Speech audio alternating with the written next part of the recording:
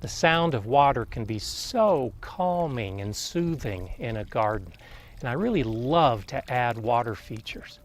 And the insects and the animals that I'm attracting to my garden, they love it as well. Hi, I'm Gardener Scott, and I discuss everything gardening so that you can become a better gardener. Today, let's discuss this project, a wildlife water fountain.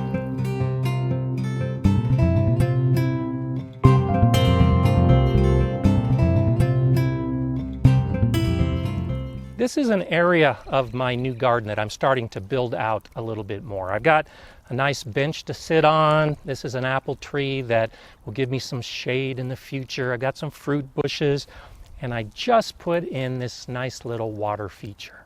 I've noticed recently that some of those beneficial insects that I'm trying to attract to the garden are having difficulty finding water. The bees in particular are drinking from the spinach leaves after I water. Rather than have the bees have to resort to little pockets of water that they might find, I've got a water feature now for the bees, for the butterflies, for the birds, for the wildlife that is going to find my garden. They get thirsty too, and something like this is exactly what they need. This is a very simple and very easy project. The hardest part is just deciding where it's going to go. I have bird feeders right here and all the rest that I already pointed out. I'm planning a lot more buildup in this area with plants and trees. This fits because a lot of those insects are going to be visiting the flowers that I'll have here. And the birds will have some of the food, and then they'll be able to have a drink. Look for those type of considerations when you build a wildlife fountain. Put it near some cover. A lot of the insects and small birds don't like to be caught out in the open because of potential predators. So with additional bushes and shrubs and trees and plants, you'll give them a little bit of protection. With the site chosen, it's just a simple matter of digging a hole to fit the container that you've chosen. There's lots of options. Now, this is a tub that is specifically designed to fit into a wine cask. It's about 7 inches deep, it's about 2 feet wide, and I felt this was a good size. The depth will help retain a lot of water, so in my dry climate, it won't evaporate as quickly. You can have any depth and any width that you want. Some of the troughs that are used for livestock are great for burying in the ground for this project. After digging the hole, I just place it in, and then I level it. I think it's important to be level, because if it's not, when it comes time to fill, the water's going to roll out the low side. A level container will really suit you well. I'm literally going to be building up this area with the addition of aged manure and compost and some additional soil for those plants. I anticipated that by raising this fountain to a level that's above the ground. I brought in some good planting soil to fill in around this pot. And I filled it up just below the lip. You don't want to fill soil all the way to the edge because in a heavy rain you might get mud flowing in. So give yourself a little bit of a gap from the top of your tub to where the soil level is. And then I brought in some mulch, and I just applied mulch around the edge as well. That helps keep the soil from turning to mud and then flowing in, and it also is decorative.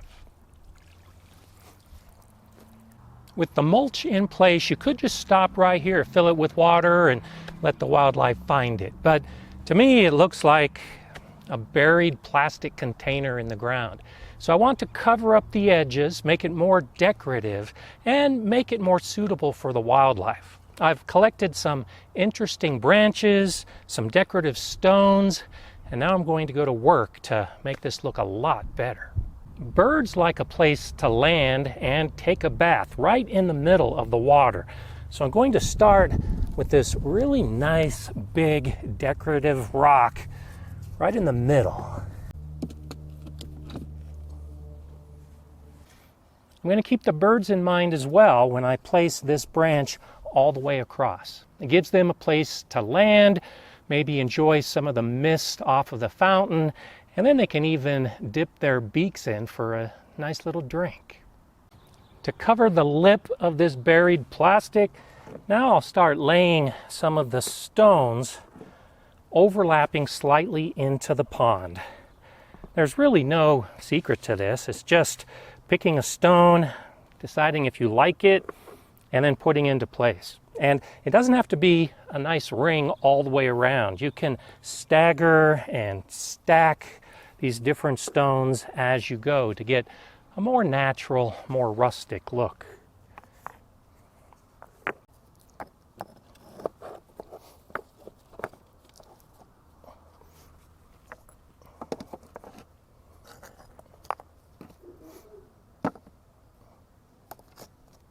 Now, with a very biodiverse garden, there's going to be animals besides the birds and besides the butterflies and the bees. So I need to anticipate that some slightly larger animals might find this. And with a 7-inch depth, it's possible if they fall in, they can't get out and they might drown.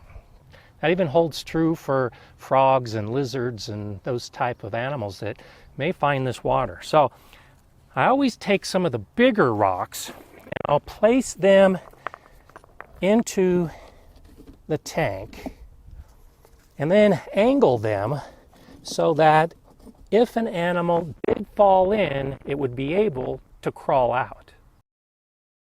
With the edges of our little pond now covered, it still looks like it's man-made. So I'll take some of the bigger, more decorative rocks and just lay them in random patterns around it. So it looks a little bit more like nature, not so man-made. And to get away from that ring around a campfire look, and also to help stabilize some of these rocks that are overhanging the lip, I'll also do some stacking. It adds a little bit of variety to the rocks, and it also makes it look a little more natural. And to help cover up some of these harsh edges that still remain, I'll be planting some low plants around this area. They'll start filling in some of the spaces around the rocks. They'll also be good for some of the wildlife that like a little bit of protection when they're out in the open. And so now with this nice little wildlife water feature pretty close to done, let's go ahead and fill it with water.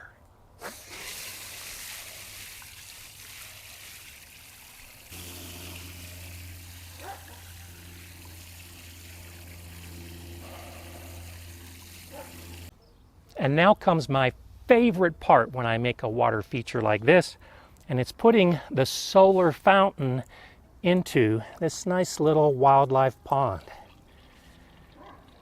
It takes a few minutes for it to start to fill. The sun will determine how high the fountain gets. It's kind of overcast right now, so I'm getting kind of a small spray, but as the sun starts coming out, the water's going to get higher and higher. More sun, more power, higher spray. And this one in particular actually has 3 different settings to determine exactly what kind of fountain you want. I like this one.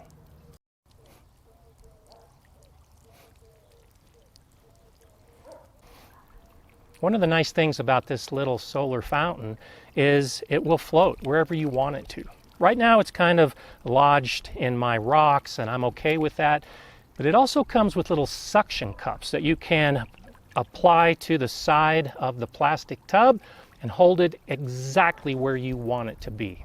I'll be sure to put a link below to where you can find this solar fountain. I love it, and I think the wildlife are going to appreciate it as well. If you have any questions about this project, please let me know in the comments below. And I do hope you consider something like this to make yourself happy as you're sitting in your garden, but especially to make your wildlife happy. I'm Gardener Scott.